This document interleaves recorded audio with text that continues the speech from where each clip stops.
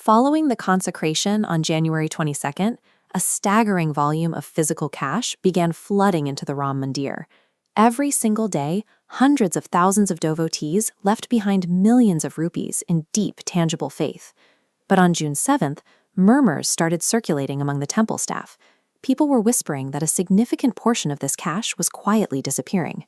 Normally, a suspected theft of this scale triggers an immediate police response. But here, the temple administration did the exact opposite.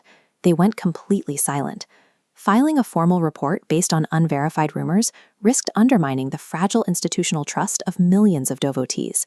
The administration chose to prioritize an internal verification process to confirm the loss before taking public action. This chart tracks the internal response over an 18-day gap. Behind the scenes, the trust was building a case. 6 days after the initial rumors, on June 13th, they formally organized a Special Investigation Team, or SIT.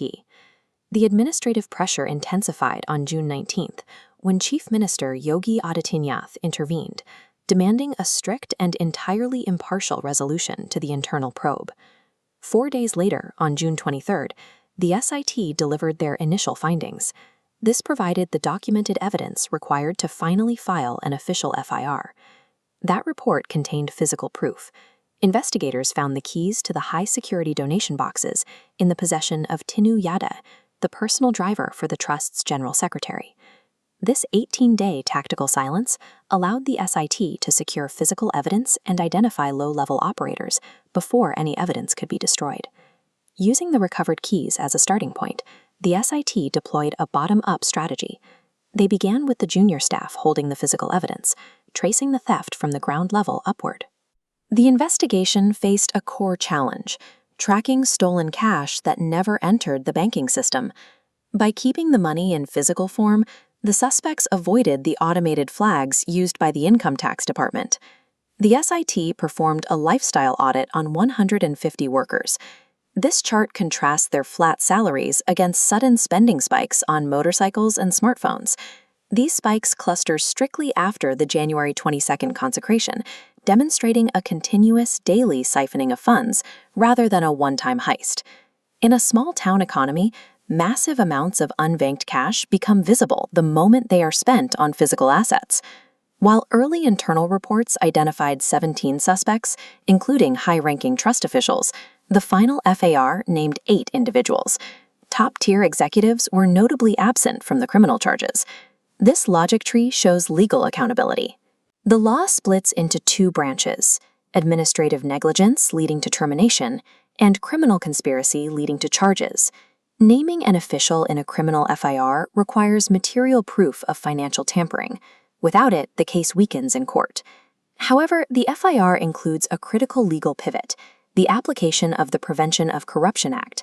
This act applies specifically to public officials.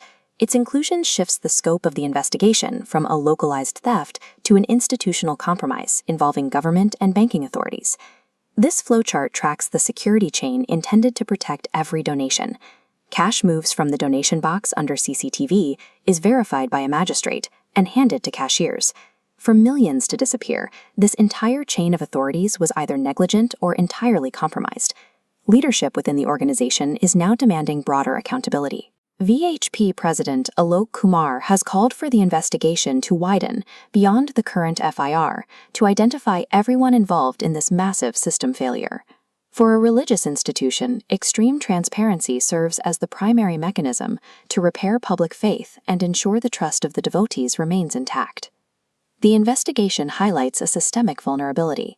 Any process relying on the manual handling of massive cash volumes remains susceptible to greed. To eliminate this risk, the institution is looking toward fully automated, AI-driven cash sorting and high-security banking systems. Protecting the devotion of millions requires replacing manual oversight with technological security systems, ensuring the financial integrity of the temple is maintained.